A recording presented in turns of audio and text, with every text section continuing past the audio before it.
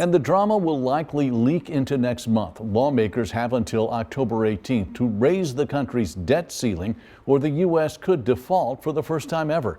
News 3's Danny Valle joins us live in the studio with more. And Danny, this is uncharted territory for our country. Yeah, Mark, it's Washington, D.C. at its worst and most complex, according to SIU Political Analyst John Shaw.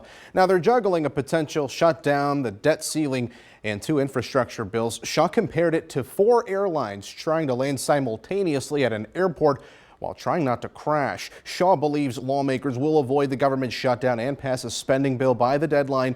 But where it gets dicey, he thinks, is the debt ceiling. That limits how much money the federal government can borrow, and you need legislation to raise it. Right now, it's at $23 trillion, and Republican lawmakers argue raising it will lead to unnecessary spending, but Shaw says that's not the case. This is basically to pay for spending and tax cuts that Congress has already authorized and presidents have approved. So there's not really any kind of applicable international model because most people don't have this system.